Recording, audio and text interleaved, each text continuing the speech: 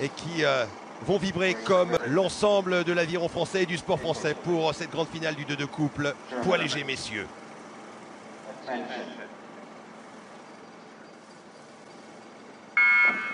C'est l'heure de vérité pour le 2 de couple.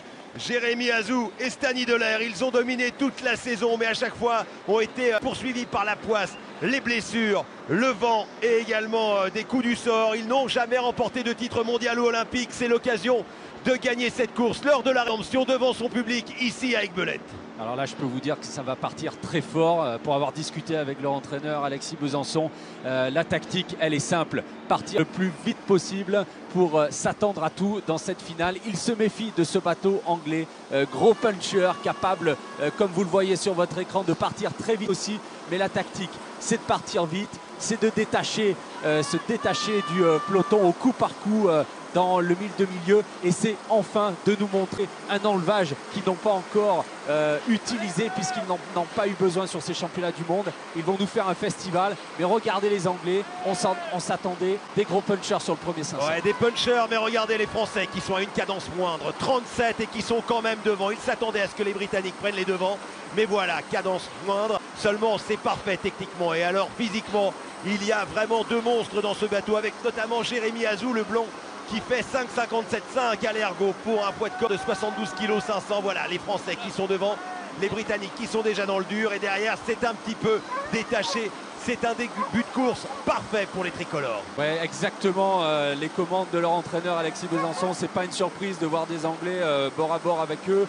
Dans le deuxième 500, ils vont maintenant essayer de se détacher au coup par coup là sur l'arrière en propulsant bien.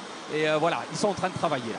L'information, après 500 mètres de course, les champions du monde sud-africains sont déjà à près de 3 secondes, 2 secondes 95. On connaît leur finish, c'est important de les décaler.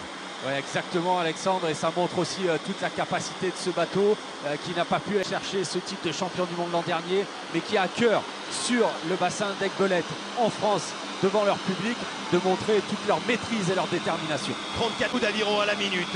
Le deuxième 500, c'est pas forcément leur point fort. C'est à partir de la mi-course, dans le troisième, qu'ils vont décaler. Mais là, ça contrôle, ça surveille et c'est plutôt facile.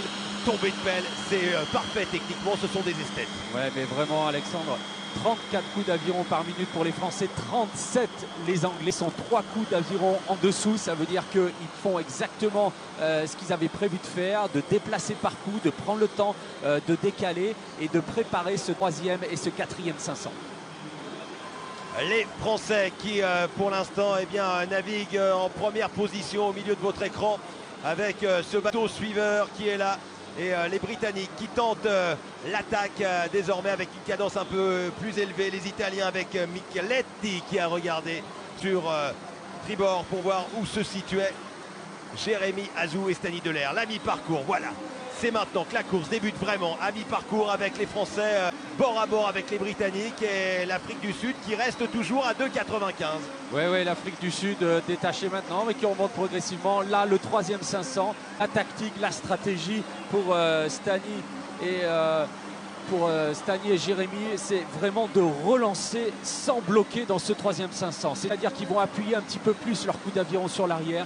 Ils vont peut-être monter un petit peu en cadence, et on le voit, c'est monter à 35 coups d'aviron par minute, mais surtout de ne pas se durcir physiquement pour le faire. Les Anglais sont toujours là. Méfiance de ces Anglais. Ils étaient favoris par rapport au temps des phases qualificatives, mais c'est maintenant que le double français peut faire quelque chose. Regardez, c'est dommage qu'on ne reste pas sur le plan de côté parce que à chaque coup d'aviron, alors qu'on est à la même cadence exactement, eh bien les Français sont en train de passer devant. On va arriver aux 1250 et les Français qui attaquent en même temps. Regarde, tombée de pelle l'arrière, même cadence exactement, 37 entre les Britanniques et les Français. Mais à ce jeu-là, ce sont les Français qui sont en train de décaler un petit peu la pointe. Ouais, ils sont en train de faire le travail là exactement comme ils avaient prévu. Ils sont montés de 35 à 37 coups d'aviron par minute. Ça veut dire qu'ils allaient aussi vite que les Anglais, 2 coups d'aviron en moins par minute. Et c'est sûr que quand on monte la cadence, ça détache. Et les Norvégiens, champions du monde 2013 qui reviennent. C'est maintenant qu'il faut tenir les gars, la cadence qui est montée côté français. Et on va attaquer les 500 derniers mètres pour aller chercher ce titre mondial qui leur était promis depuis 3 années maintenant et qu'ils attendent toujours. Oui, passage aux 500 mètres et là, ils ont prévu de nous faire un festival. Ils n'ont pas encore enlevé une seule fois, ils n'ont pas encore accéléré dans ces 500 derniers mètres, une seule fois sur ces championnats du monde. Et je peux vous dire que là, c'est parti. Jérémy Azou d'Avignon, Stani Delair, de Bergerac, ils ont connu vraiment des galères. Et regardez, on va atteindre les 400 derniers mètres. Les Français qui ont monté la cadence et qui sont maintenant à 39. Les Français qui attaquent. Oh là là, c'est la course pour aller chercher le titre. On l'attendait depuis des années. Et bien là, c'est parti. Jérémy Azou et Stani Delair, champion d'Europe, vainqueur de la Coupe du Monde. Et peut-être champion du monde dans quelques mètres.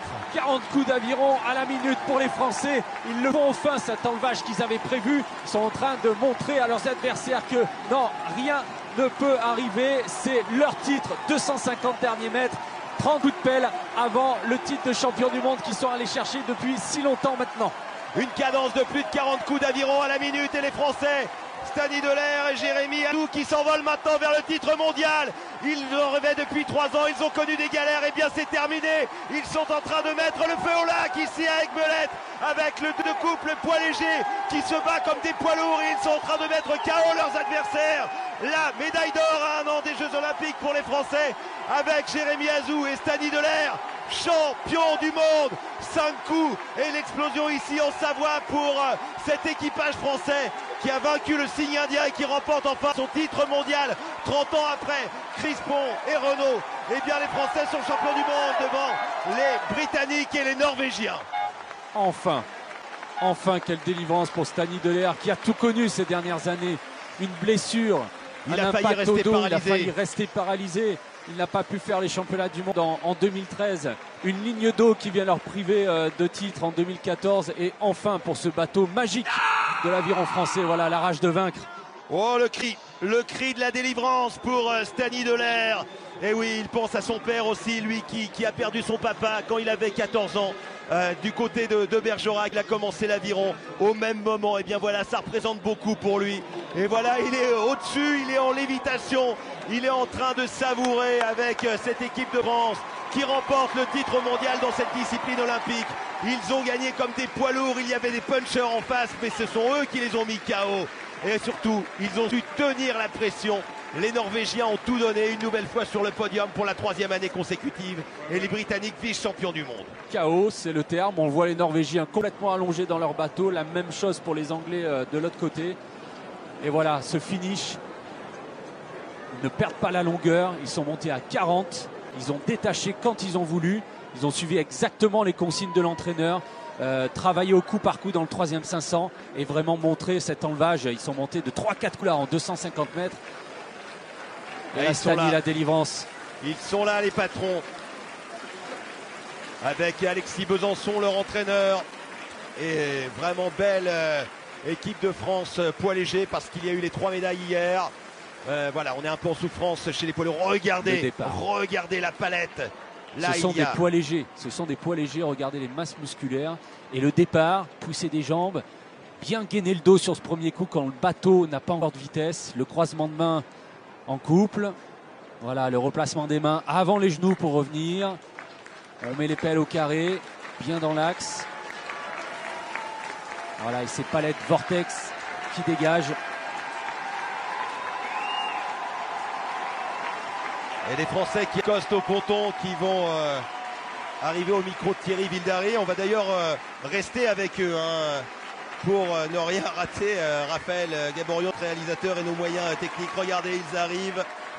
Ils vont arriver au ponton et ils vont tout de suite, avant d'aller voir Thierry, peut-être aller embrasser la famille, les enfants pour Stani.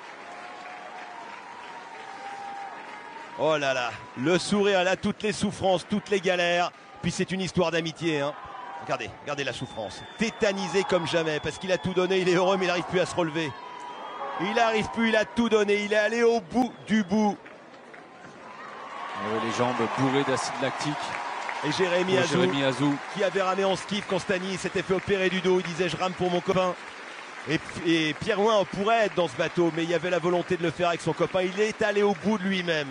Au bout de lui-même. Impressionnant Jérémy Azou quand on connaît les qualités physiques de ce rameur, les qualités physiologiques. Et vous voyez, voilà, ça